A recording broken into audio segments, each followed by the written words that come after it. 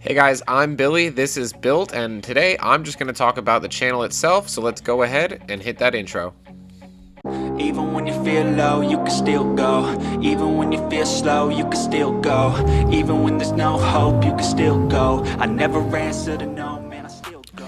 Actually, since we're here today to talk about the channel itself, let me know what you think about the intro. I made it last year, and I was planning to make a new one for this year, but I actually decided that I still kind of like the old one. So let me know what you think. Either should I make a new one, should I keep the old one, or maybe should I get rid of it completely? Let me know your thoughts in the comments down below. I don't wanna be a slave. I've been doing shit my way, or the highway. Alright guys, so I think I'm going to do today's video a little bit more casual, a lot less editing, maybe I'll throw something up in the background, but ultimately I just wanted to sit here and talk about the channel and how it's growing and some of the things I want to do going forward. So I think obviously one of the big things to talk about as far as channel growth goes is the monetization angle, right? So there are stages to it, and I did mention it in the last video. Now, if you haven't had a chance, go ahead and check out my most recent video. I do give an update on the S2000. If you haven't seen it yet, check it out.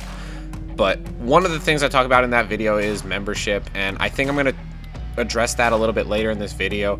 But ultimately the thing that I'm trending towards is like full monetization, where I need 1,000 subscribers and 4,000 watch hours in a rolling year, and then at that point I start to get ad revenue from all of the ads that we're forced to sit through when we sit and watch YouTube. Now, I am at 1,000 subscribers, so I appreciate everyone who is watching right now that is a subscriber, or anyone that maybe isn't watching.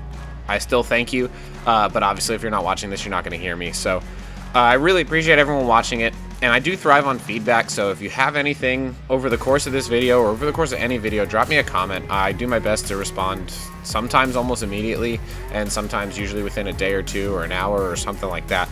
But go ahead and drop me a comment. I love getting feedback. I think that helps me drive the channel and see what people will actually be willing to watch, and maybe I'll get ideas of stuff that I hadn't thought of that I'm like, oh, that would actually be a cool video to make. And honestly, because I do this as a hobby, I don't do this as my job, and I'm not relying on it for any kind of compensation. As cool as the monetization thing would be if I get there, and at this point it seems like at some point I will. At some point people will just watch it enough that I will just get monetized, whether it's a little bit of money or no money or whatever. Even $1 a month moves the needle a little bit for me. But ultimately I do it as a hobby, and I want to just make videos that, one, I enjoy, but two, that I think people are watching and that they enjoy. So go ahead and drop me a comment. I love the feedback. That's really why I make videos like this, is so that I can get feedback and kind of talk through some of my ideas for the channel. But speaking of ideas for the channel, let's go ahead and move into some of those now. So far on my channel, a lot of my videos have kind of just been whatever came up, whether it was the build that I was working on, whether it was the S2000 or the hatchback or the Miata, or something broke, and that's kind of how I got into a lot of the Element videos and stuff like that. Or it's just something that I ended up doing, whether it was Lemons Racing or Miatas at the Gap. Like, everything that I've done kind of up until recently has kind of just been whatever came up, whether it was in the garage or if it was an event or whatever. And I wasn't making a lot of videos deliberately. It wasn't like, hey, I had this idea for a video and I'm going to shoot it and I'm going to edit it and hopefully people watch it. It was a lot of like, well, I'm doing it anyway, so I might as well record it. And I've kind of sat down recently and tried to think of like more deliberate videos that I could make, where I actually plan what I'm going to say or do or record and kind of go from there.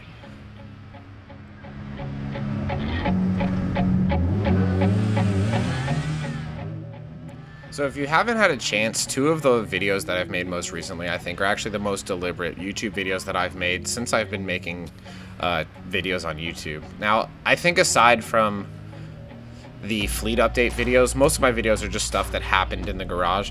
But these last two videos, well, I guess not the last two of the last three, were videos that I sat down and explicitly made them for YouTube. And they really kind of go more into the car culture than the cars themselves. And of course, I'm talking about the first video where I basically did like a how to maybe accidentally or on purpose become a car guy. And basically it was a list of things that influenced me, or really just maybe pushed me further in my journey to becoming a car guy. And maybe I still end up being a car guy with or without maybe half of those things, but I do think that they changed either the trajectory or maybe just the direction that I went with my obsession with cars. And then while I was making that video, I definitely thought about the video game angle and how influential it was for me. and how accessible it is for most people. So I felt like it was cool to make a video where I was like, these are the top 5 video games that influenced me the most. And you can disagree or agree with me, but either way, like that's just how I feel. But it was some of the first like purpose-made YouTube videos where it wasn't just like a fleet update or like, hey guys, this is what I'm doing today, or whatever just happened to break on my car, you know, while I was in the garage. So I think that was cool, and I do think I want to jump more into the culture, because I do think the culture is a strong pull for me.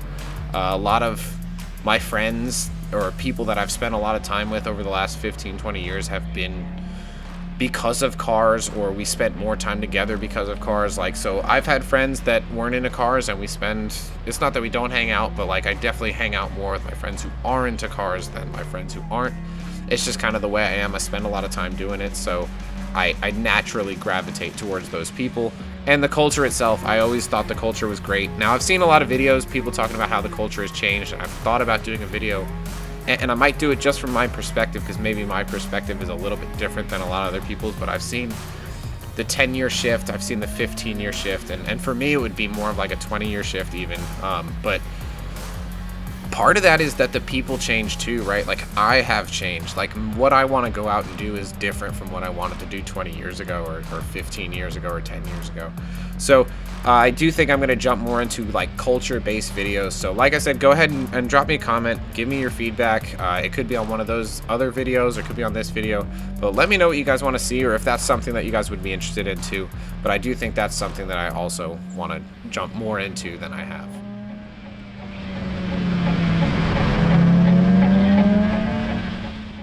Well, I guess now is as good of a time as any to talk about the whole membership thing. So I kind of dropped that bomb in the last video, and I went into a little bit of detail, but not a lot. And there's kind of really one thing that I had like in the back of my mind as to why I even wanted to consider doing it. Because let's be honest, I'm actually amazed that I have 1,000 subscribers, let alone 1 or 2 or 5 people that would consider paying to be part of a membership. But one of the reasons that I thought that having a membership would be cool was I think it would give people a sense of involvement and a sense of ability to be like kind of in the inner circle. So whether it's 5 or 2 or 7 or 10 people that end up doing it, every little bit helps. Any amount of money that I can generate kind of just makes me more motivated to make these videos.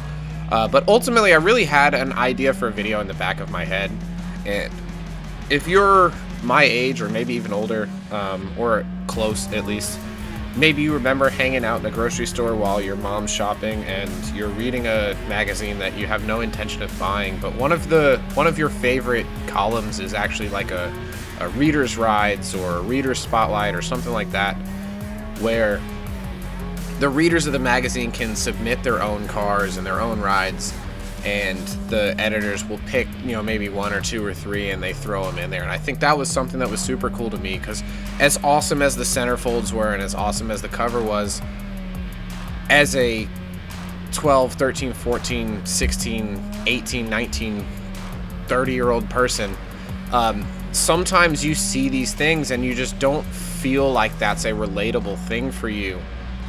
You know, this $200,000 supercar is not something that I can just go out and buy, or even build.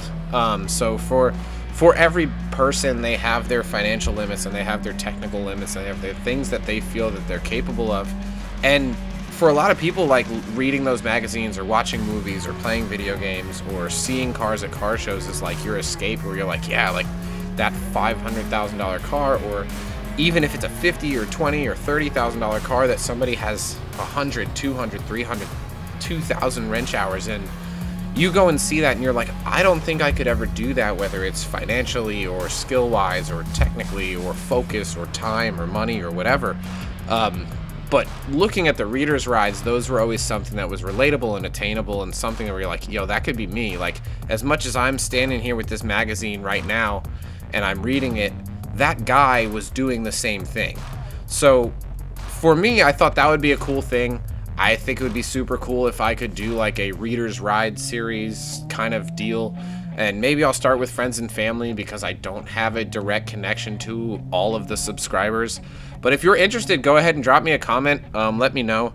I think if you became a member, I think that would definitely inspire me to put those people at the head of the list, whether I make you a custom edit. You know, maybe if you're somewhere else, like I'm not going to travel to people. I'm not made of money. I can't just go for a week and do filming in some other country or state or whatever. But if you sent me a clip of your car or maybe some pictures, I could make a montage or a collage or make a 2-minute video about your car and maybe I add it to the next video or something like that. I haven't decided what it looks like yet, but I do think that something relatable would be super cool, because I think part of the issue with the way that YouTube has gone, especially in the automotive sphere over the last couple of years, is it has gone so far to the moon that like a lot of the content is not relatable anymore.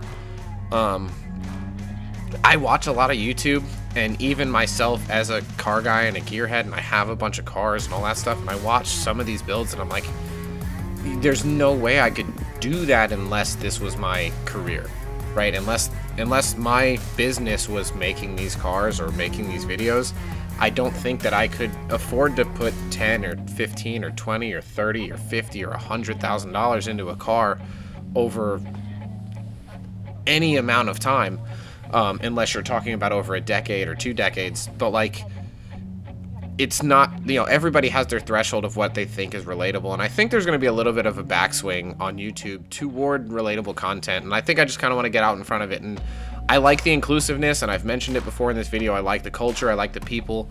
I would like to get back to that, not just the wrenching in my garage, which, as much as I love doing that, and ironically I'm one of those people where I actually like working on my car mostly by myself.